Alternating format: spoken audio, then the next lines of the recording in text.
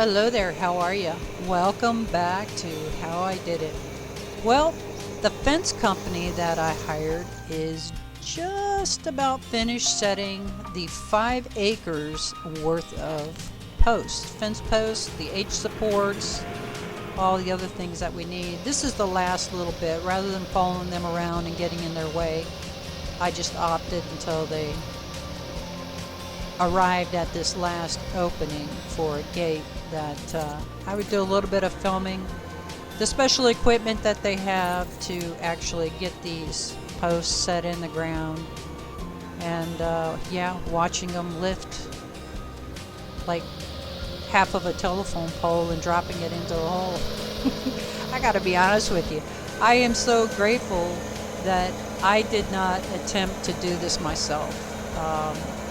It would be quite an undertaking, and I really don't think I would have been able to get it done as fast as these fellas did.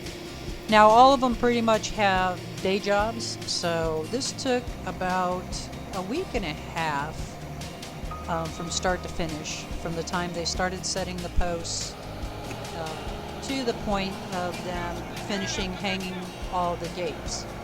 And overall, I was fairly happy with it.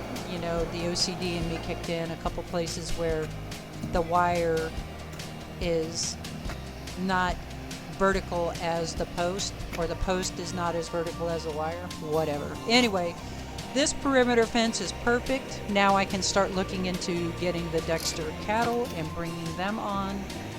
Start considering my electric fence for my cross fencing to keep them in the different pastures until I take on putting up my own pasture fence. And yes, I do intend to do that myself. So, played 50 questions with these boys when I followed them around, and they were nice enough to humor me. And overall, it seems pretty straightforward. Even the supports on these H braces and stuff, there were no special knots like you see the different guys tying, so I'm not sure if these are going to hold as well. And even like there, to tighten that down, he just put an actual wrench in there and just kept wrapping it around. And he said, now make sure you watch out because it's under a slingshot load. It would have shot across the yard if he had let go of it. Anyway, this is just a view of the front, and then finishing up again with the H supports. And then they're going to go ahead and get their special wire feed out machine.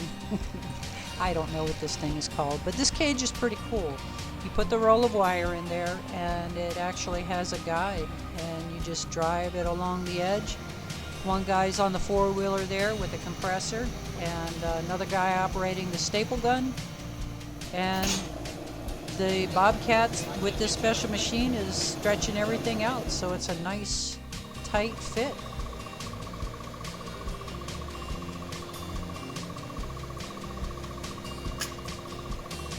Now, on the flip side of things, my bees are doing absolutely awesome. I cannot say enough about it. I know a lot of guys have been commenting they're upset that I bought the Chinese version of the Flow Hive, but I couldn't afford $800+ plus shipping for the actual original Flow Hive. Now, the original Flow Hive, that thing is just absolutely gorgeous. It is just a masterpiece of work. But this was all I could afford at the time, and so this is what I purchased, and the girls really seem to love it. So very soon I will have Flow Honey coming out of my Chinese Flow Hive. Alrighty then, I want to thank you all for stopping by. Have an absolutely awesome, wonderful, and blessed day. I'll see you next time on How I Did It.